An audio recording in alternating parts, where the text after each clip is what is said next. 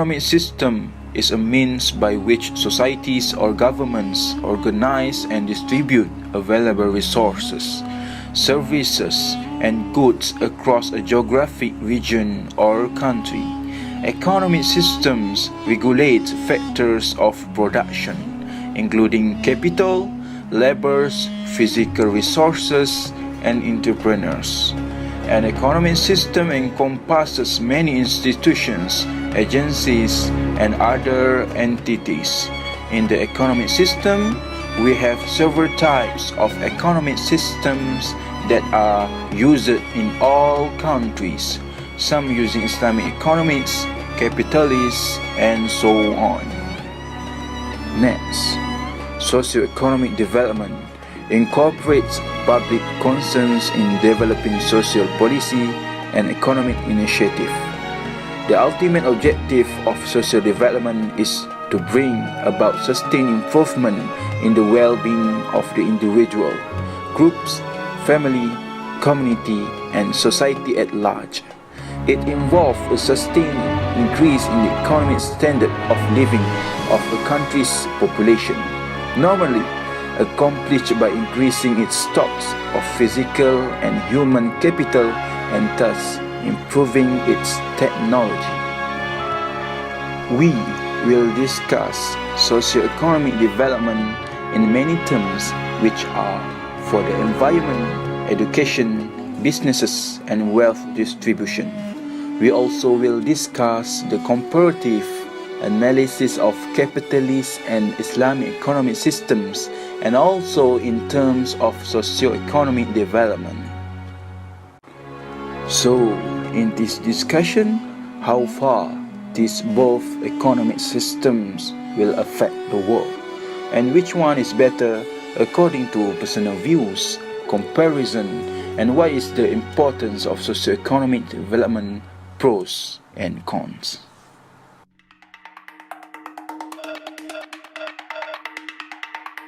Moving on, we are going to talk about the importance of socio-economic developments and how sustainable development goals can be achieved through these developments. So how important are these socio-economic developments for the improvement of social welfare?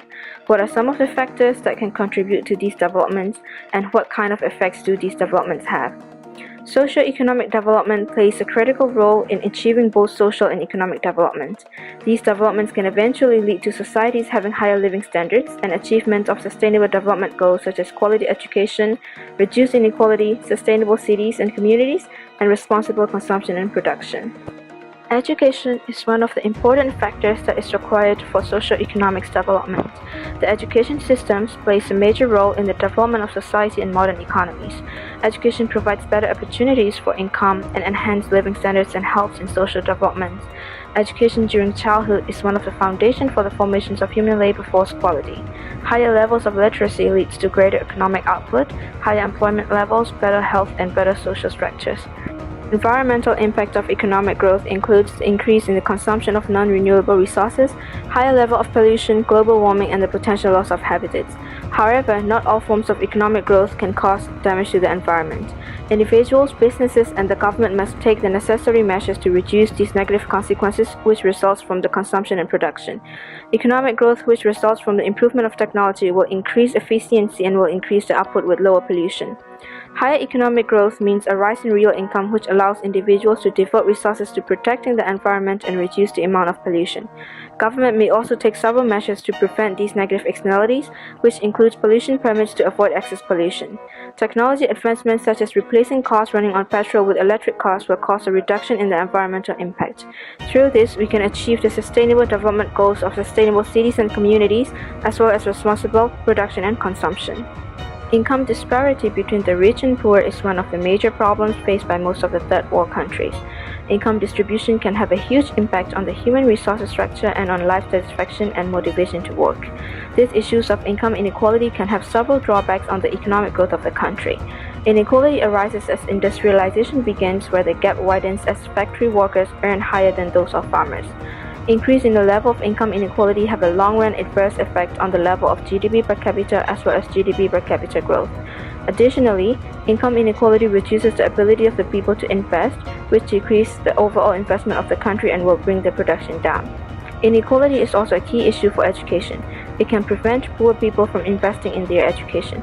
Income inequality also has other impacts on society, such as reducing mobility, fostering crime, and harming people's health as well as political instability. Government can use several policies to redistribute income and wealth, which includes providing benefits, tax system, and through other policies such as giving subsidies and tax credits. Money raised through the tax system can be paid to low-income families to increase their disposable income. Hence, through socio-economic development, we can achieve the goal of reducing inequality among the people. Business plays a vital role in the economic development and wealth of the country.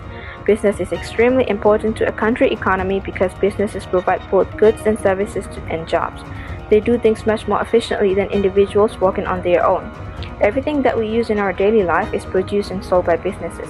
Hence, it is important that these business models promote sustainability. Success in business means economic well-being of the company, which can lead to job creation and improved quality of life for the citizens. Business are also how most people get their jobs. They create job opportunities for the people, which raise the living standards of the citizens of the country. Furthermore, job creations allow the money to flow back into the community, whereas profitable business means higher tax revenue for the government. Tax collected by the government can be used to maintain the country infrastructure such as roads, bridges, public transportation, tunnels, streetlights, and etc. All these better maintenances of the public infrastructures directly benefit the community. Now we're going to comparatively analyze how businesses operate in a capitalistic versus an Islamic economic system and how businesses contribute towards the socio-economic development of the society. By definition, a business is an organization or an enterprise that trades goods and services or engages in any commercial activities. There are many forms of businesses, from online to offline or from trading products to services. Typically, the aim of a business is to make profit out of its operations. The question is, should profit or profit maximization be the only goal of a business, or should businesses also incorporate the concept of social well-being too as their goals? Before we dive into that, let's take a look at a few of the similarities of how businesses operate in a capitalistic and in an Islamic economic system. For example, in both the economic systems, the businesses try to produce in a manner that minimizes their production costs so that both the productive and allocative efficiency can be achieved and their wastes are minimized. In addition, the market mechanism to a certain degree directs the businesses in terms of decision-making and coordinating in both the economic systems. Despite the similarities, what makes a business operating in the Islamic economic system exceptionally unique and different from the capitalistic one? One of the fundamental features of a capitalistic society is that individuals are driven by materialistic fulfillment of self-interest. Moreover, the main motives of a business are to maximize profit and minimize costs, because it is believed that through maximizing one's self-interest, the interest of the society is also maximized, which is also known as the invisible hand. But is that assumption fully true? First and foremost, in an Islamic economic system, protecting the social interest, also known as the maslahah, serves as the guiding and restrictive tool for businesses in their operations, because we know that the fundamental objective of Sharia is to protect the public interest in every aspect. On the other hand, this kind of restrictive measure or limitations does not exist in a capitalistic system. Hence, a business is allowed to legally operate however they desire with an aim to earn a profit. What is the issue of having too much freedom? Is it necessary to have some sort of restrictions? The answer is yes. Restrictions and limitations are necessary, because if there are no moral aspects or regulations to what a business can produce as long as their operations are legal, then the businesses would completely ignore the consequences of their products and services offered. For example, an alcohol business would continue operating because in the eyes of the law of a capitalistic society it is legal. Or for example, the entertainment industry with the negative motives and messages in their movies and shows and etc. would continue operating while completely disregarding the consequences it has on the society, as their main aim is to maximize the profit. How do the consequences of businesses that operate without any moral values or lack ethics come into play in terms of the socio-economic development of the society? Alcohol consumption directly affects the mental reasoning of an individual. It prevents an individual from being conscious of their intellectuality. As a result, we see cases of drunk driving accidents, family disintegration because of alcohol addiction, etc. In addition, it also damages the health of the consumer. There are numerous negative consequences of alcohol consumption. It acts as a barrier when it comes to the socio-economic development of the society. Instead of improving social welfare, it makes it worse off. The same applies to the entertainment industry with negative messages because by corrupting the minds of the members of the society, especially the youth, their mental reasoning gets also affected. Hence, it will have a ripple effect on the future of the economy. As the youth are the leaders of the future, they will be the ones taking over and maintaining the society as a whole in the future. If the youth is corrupted, so will be the economy in general.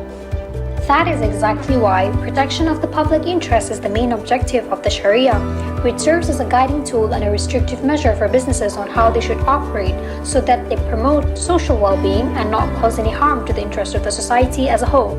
As we note that the Maqasid al-Sharia constitutes of the protection of religion, life, intellect, lineage, and wealth.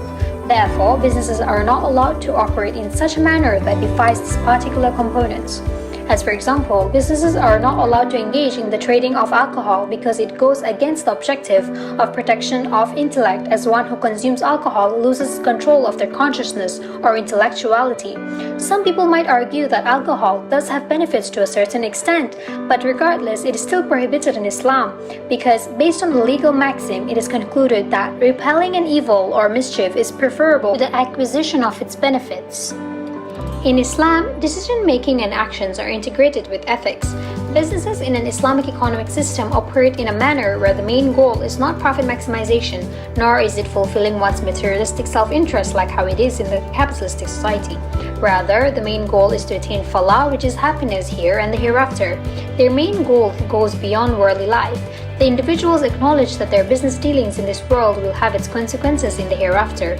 They will be held accountable for all their actions, and based on their actions in the world, their ultimate destination will be decided in the hereafter by Allah.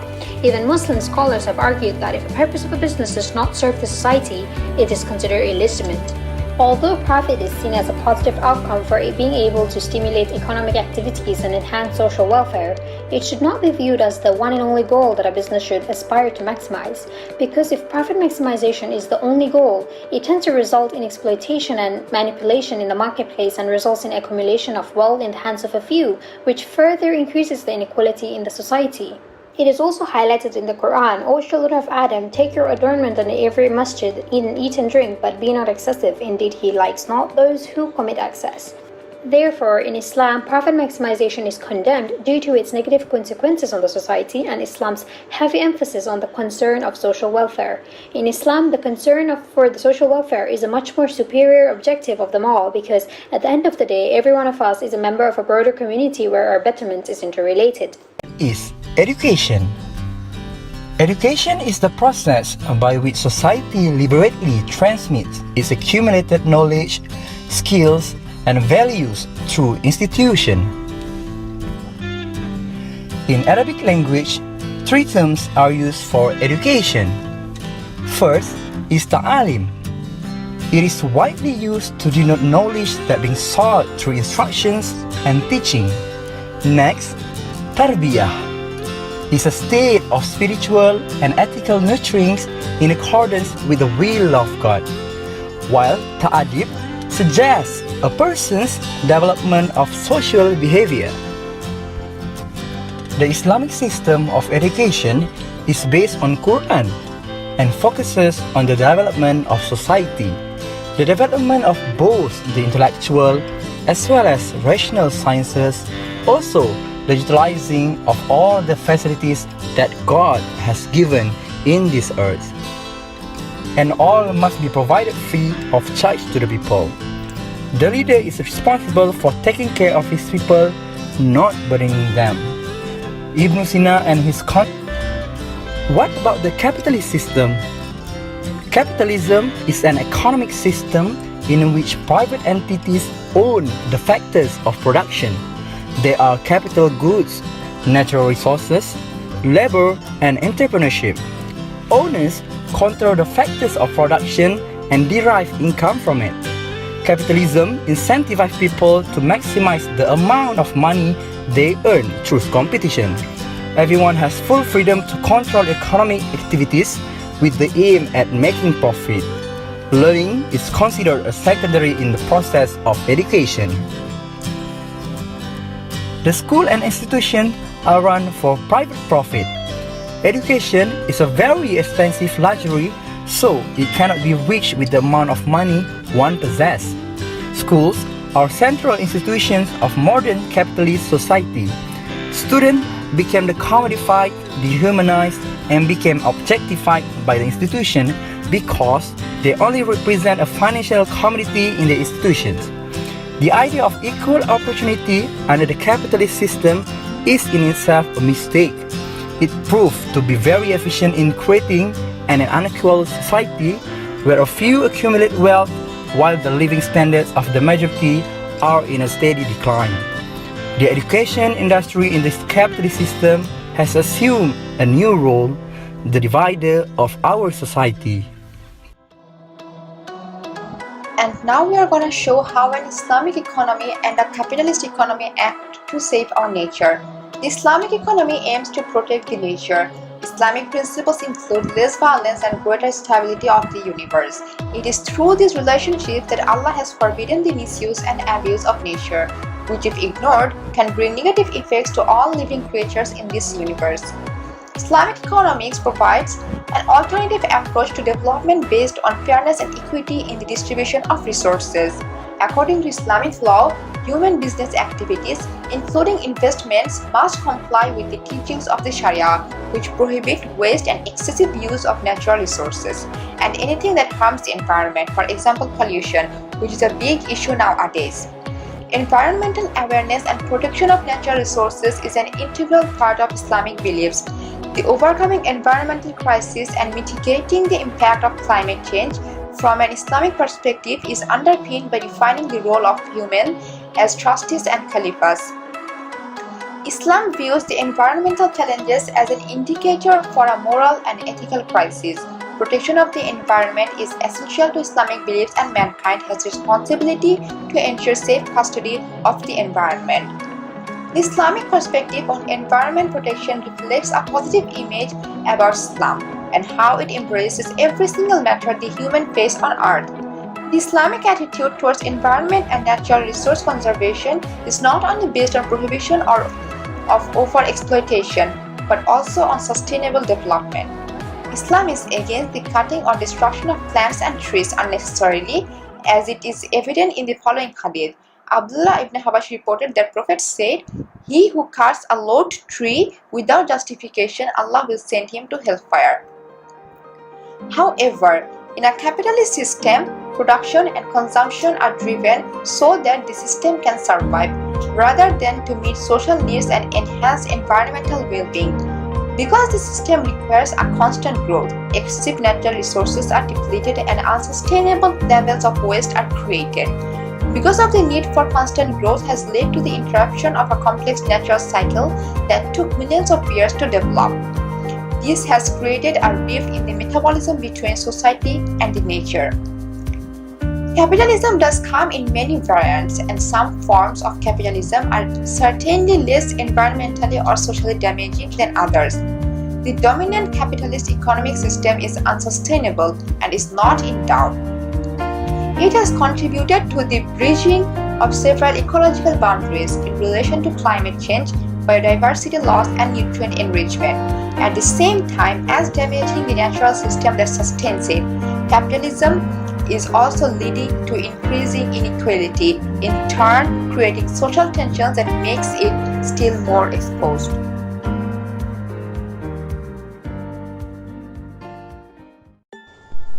Comparison of how wealth is distributed in a capitalistic versus Islamic economic system, or a simple word, zakat versus taxation. What is zakat? Zakat basic concept literally means increasing, growing, and purifying. The word zakat comes from the word zakah in the Arabic root.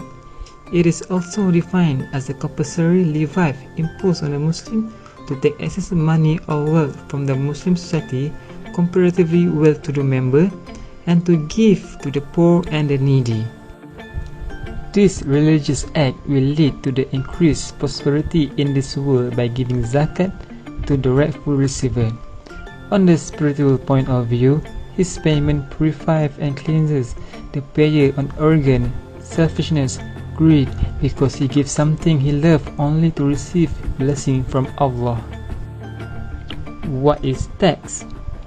Basic concept of taxation is defined as a sum of money to be paid to a government for a public purpose by individual or a business.